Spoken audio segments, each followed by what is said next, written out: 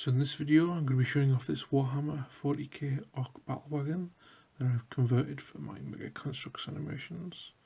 As you can see, the loot hanging out the door. Pretty much kept this to the original build. Just did minor things such as scale it up a bit because the original cab's way too small. You can just see here I did a whole 3 centimeters to the bottom, basically built the chassis and built the top section and then raised it up and then filled in about 3 centimeters. You can kind of just see the line around. I tried my best to hide it with like the panels overlapping and such, but you can just about see it all the way around. Custom built the rear door here. Just subtle changes. Another subtle change was the original tracks are solid and moulded, but I wanted them to function, so I swiped these tracks from a 1/35 scale Panzer Mark II, I think it was. I had to cut the hole for that down. I'll show you in a minute, but as soon as I tip this thing over, everything's going to fall off. So I'll show you near the end.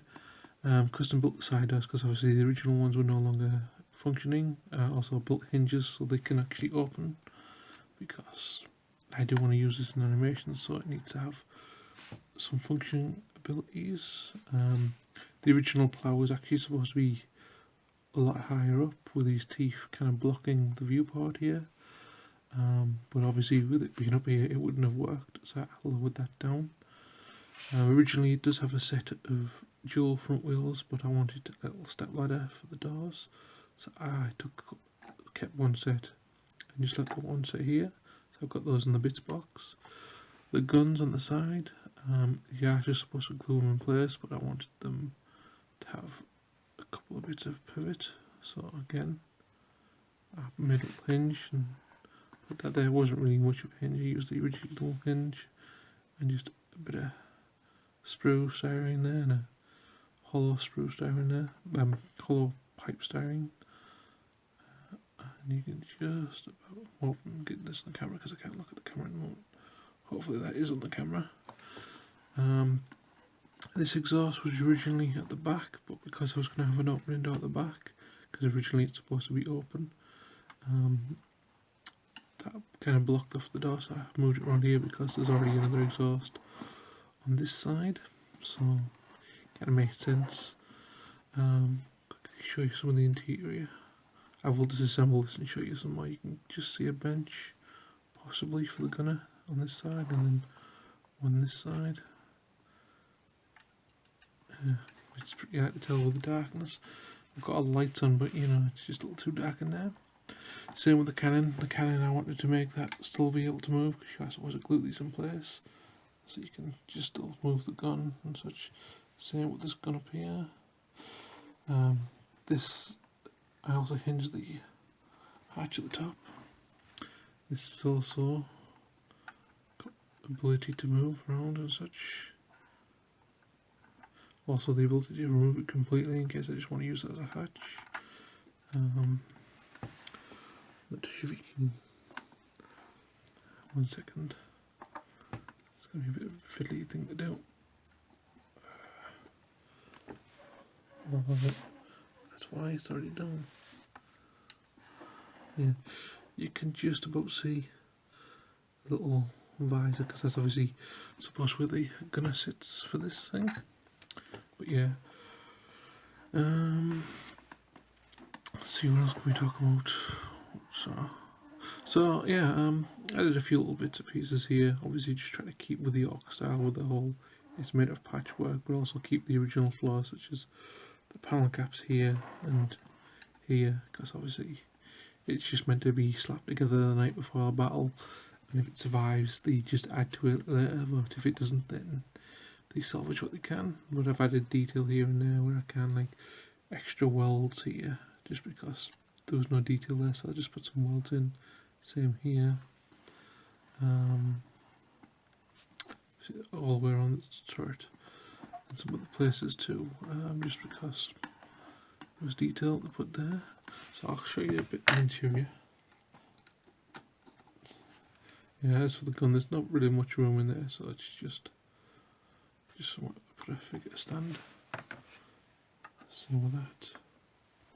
Pop this off.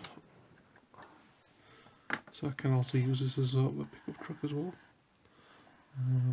if I want to. The doors also remove the same way. They're just like a lift hinge, although the back one is a bit of a problem, so if I try and lift that one off I might break the hinge. Get rid of you. But as you can see, you can also strip it down and make it quite a stripped down truck. I'll take these off because I'm going to tip this off so you can see the insides. So yeah, there's the back, very dirty and such. Again, there'll be some images at the end of this to show you some better quality. Roof also pops off, so I can put so we got a driver, basic driver controls, a gear stick, steering wheel. I was going to put another seat in the back here, but this seat's a bit too big, and I think I might just take that one out at some point and put a smaller one in there or something like that. Another plan was, as well as the original, increase its height by about 3 centimeters, was to cut it along lengthways and widen it, but I figured I'd never get a straight cut all the way through, and it would kind of ruin it, especially with the grill here. Anyway, I'll flip this over so you can see this detail. So yeah, you can, I forgot to cover that bit, oops. Yeah, so as you can see, I've cut up a 135 scale tank hull. You can just see the cut there, and then there's the detail here I've cut off. Obviously the working axle in the front here that I built. I'm not too sure if you can see the cut that well just there. Had to cut it so it wasn't a straight cut, it was a straight and kind of round the axles for the wheels.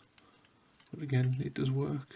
I also had to shorten down the track because obviously I shortened down the wheelbase. There's actually, I think, 2 of these missing because it's a little longer, but I wanted it to be a bit shorter than that.